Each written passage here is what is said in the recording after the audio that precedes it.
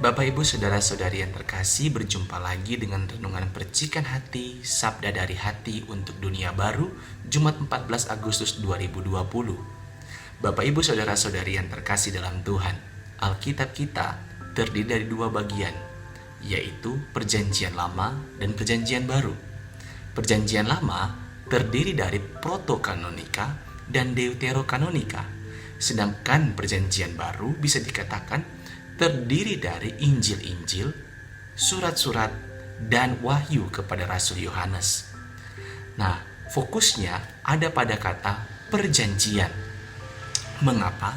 Sebab Alkitab kita mengisahkan perjanjian antara Allah dengan manusia, yang titik utamanya menyata dalam diri Tuhan kita Yesus Kristus, ialah Sabda yang menjadi manusia.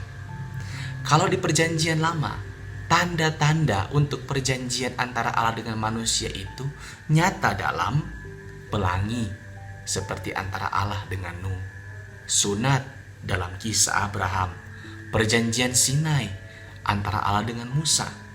Sedangkan perjanjian baru bukan lagi dengan tanda-tanda alam atau jasmani manusiawi belaka, melainkan perjanjian ini ditandai dengan darah Tuhan kita Yesus Kristus.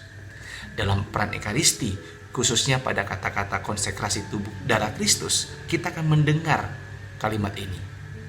Inilah darah perjanjian baru dan kekal. Allah tidak pernah lalai dengan janjinya. Ia mencintai kita walaupun kita sering melukainya. Allah tetap mengasihi kita walaupun kita sering mengkhianatinya. Sama seperti penggambaran dalam bacaan pertama hari ini. Ia mengasihi kita, Ia mengangkat kita sebagai anaknya, Ia mendandani kita dengan rahmat-rahmat yang kita butuhkan dalam pesiaran hidup ini. Tetapi manusia sering berlaku tidak setia. Syukurlah, Allah tetap setia dengan janjinya, walaupun kita lebih sering tidak setia menunaikan janji kita. Kapan kita tidak menunaikan janji kita? Untuk menjawab hal ini, 3 hal bisa membantu kita menjadi alat ukur, yaitu janji baptis, janji nikah, dan janji atau kaul bagi mereka yang rohaniwan, biarawan-biarawati. Kapan kita melalaikan janji baptis kita?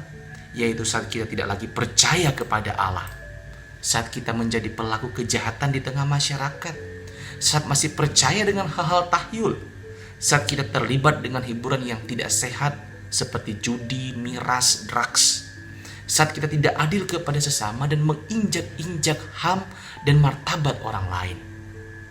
Kapan kita melalaikan janji nikah? Atau Anda yang menikah, kapan melalaikan janji nikah? Yaitu saat tidak lagi menghormati, menghargai, dan melayani pasangan. Atau seperti yang ditonjolkan dalam bacaan Injil hari ini, yaitu soal persinahan, yaitu bersinah dalam pikiran maupun tindakan. Ataupun yang terkait dengan janji nikah, yaitu tujuan pernikahan, yakni soal pendidikan anak.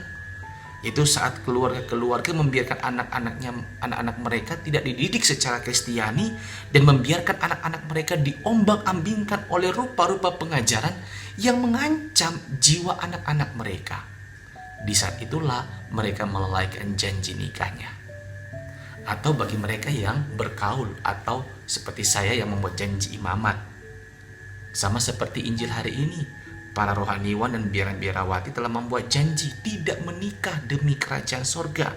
Artinya pengabdian total kepada Kristus dan gerejanya. Kapan kita melalaikan janji kita? Yaitu saat tidak setia dengan peran Ekaristi, mulai buat aturan sendiri tentang liturgi, mengajarkan hal-hal di luar kebenaran iman yang diwartakan oleh magisterium, tidak hidup sesuai dengan panggilan imamat dan rohani yang telah dipilih sendiri. Nah, itulah saat para imam atau rohaniwan atau biaran-biarawati melalaikan janji atau kaul mereka. Nah, karena itu Bapak Ibu Saudara-saudariku yang terkasih dalam Tuhan, liturgi hari ini, bacaan-bacaan dalam liturgi hari ini mengundang kita untuk apa? Untuk bertobat.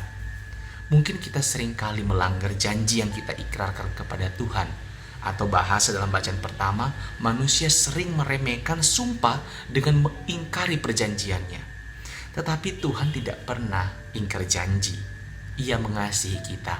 Nabi Yeremia berkata, "Aku mengasihi engkau dengan kasih yang kekal." Karena itu, kalau saat ini kita berdosa, mengingkari janji, yuk kita bertobat. Segeralah buat janji dengan imam di paroki atau gerejamu untuk meminta absolusi dalam sakramen tobat.